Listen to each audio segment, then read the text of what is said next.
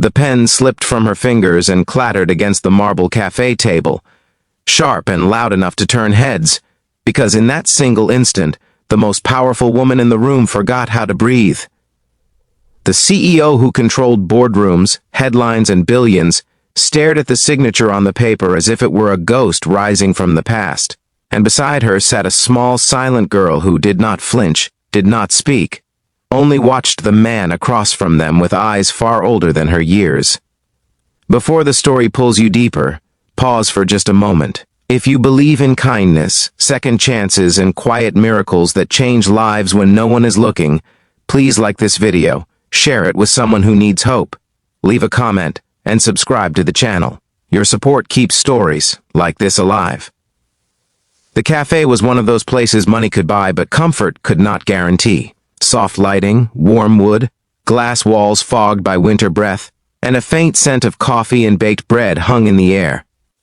The CEO had chosen it deliberately, a neutral place where her daughter might feel safe, where no one knew her name or her net worth, where she could pretend, just for an hour, that she was not constantly on guard.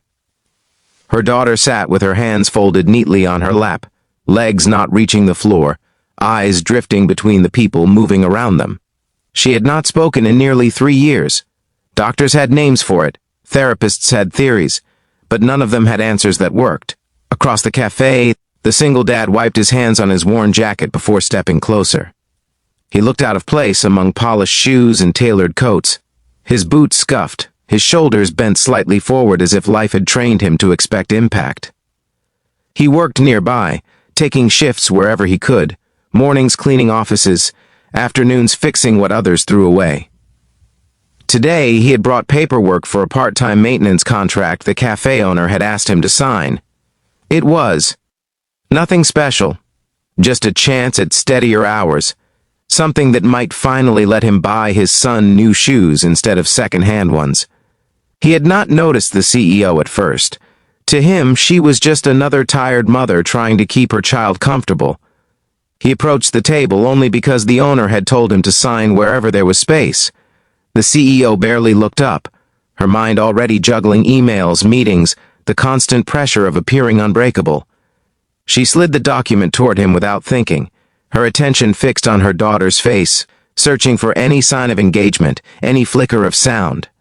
The man picked up the pen, hesitated, and then signed his name slowly, carefully, the way someone signs when their name is one of the few things they truly own.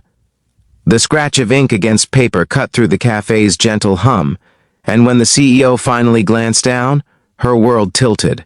The name was impossible. It was a name she had not seen written in decades, a name she had buried beneath achievements and losses, beneath sleepless nights and ruthless ambition. Her chest tightened as memories surged without permission. Snow falling outside a hospital window, a cramped apartment that smelled of instant noodles and hope, a young man holding a newborn with hands that trembled not from fear, but from awe. Her daughter followed her gaze to the paper, then to the man, and something subtle shifted. It was not a smile, not a word, but a stillness that felt charged, like the air before a storm. The single dad noticed the CEO's expression and instinctively pulled back, assuming he had done something wrong. He had learned long ago that powerful people rarely froze without reason, and the reasons were rarely kind to men like him. He apologized quickly, explaining that he could sign somewhere else, that he did not mean to intrude. His voice was low, careful, practiced in humility. The CEO struggled to steady herself. She had spent years mastering composure, but this moment cracked something deep inside. She looked at his face properly now, at the lines time had etched, at the familiar slope of his brow, the eyes that once looked at her as if she were the entire universe. He was older, thinner, worn down, but undeniably the same man she had loved and lost when life pulled them apart with cruel precision. Her mind raced through the years she had convinced herself he had abandoned her, the letters she never received, the calls that never connected, the anger she had used as fuel to climb higher and higher.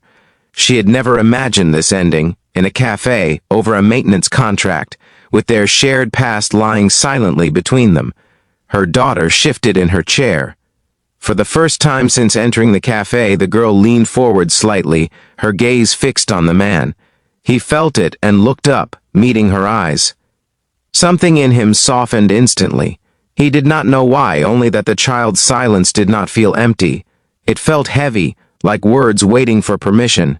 He smiled gently, not the forced smile adults use to coax children, but a quiet, respectful one, as if acknowledging her presence mattered. The girl's fingers twitched on the edge of the table. The CEO noticed.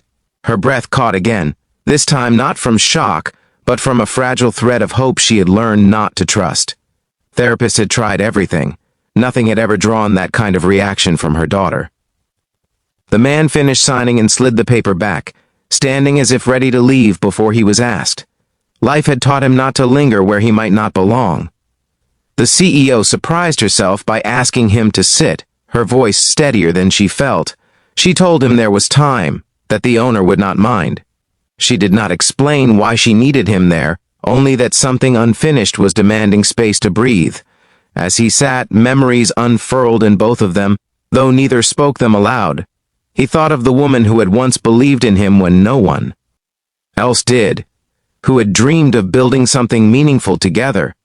She thought of the man who had left town suddenly, or so she believed, after a misunderstanding fueled by pride and fear. Years of silence had hardened into resentment on both sides, shaping lives that ran parallel but never touched. The cafe around them faded into background noise. The daughter picked at a sugar packet, tearing it open and watching the grains spill like tiny crystals. The man watched her with a tenderness that surprised him. He had raised a child alone, learned patience the hard way, learned to listen without demanding sound. He recognized the weight in her silence because he had carried it himself after his wife died, when grief had stolen his words for months. Without realizing it, he began to fold the empty sugar packet into a small, clumsy shape, a habit born from long nights sitting beside his own child's bed, hands needing something to do while his heart stayed alert. He placed it gently on the table, not presenting it, just letting it exist. The girl reached out and touched it. The CEO's heart thudded so hard she thought others must hear it. Her daughter had not initiated contact with a stranger in years. Tears burned behind her eyes, but she forced herself to stay still, afraid that any sudden movement might break the moment. Time stretched. The man breathed slowly, refusing to rush. The girl traced the folds of paper, then looked up at him again. Her lips parted slightly, as if testing the idea of sound. The CEO felt something inside her fracture and reform all at once. The challenges that had defined their lives hovered around them. Her relentless career built on sacrifice, his constant struggle to provide stability without resources. The child caught between worlds of wealth and want, silence and understanding. None of it disappeared, but in that small cafe, something shifted from fixed to possible. The CEO finally acknowledged what the signature had revealed, not with accusation, but with exhaustion. She spoke of the years she believed he had walked away, of the anger that had fueled her ascent. He listened, then shared his own truth, of letters sent to the wrong address, of returning to find her gone, of choosing survival over chasing ghosts. Pain surfaced, raw and unresolved, but it was no longer alone. The daughter listened too. Though she did not speak, her presence felt fuller, as if she were absorbing every word, every tone. When the man reached for his pen to leave again, she startled them both by placing her small hand over his, stopping him. It was not a word, it was not a sound, but it was a connection so profound the CEO felt her knees weaken. The cafe owner eventually approached, sensing something important unfolding but not understanding it. Contracts were finalized, coffee grew cold, and winter light shifted outside the windows. The man was hired, but more importantly, he was no longer invisible. As they stood to leave, the CEO realized that power had never given her what she wanted most.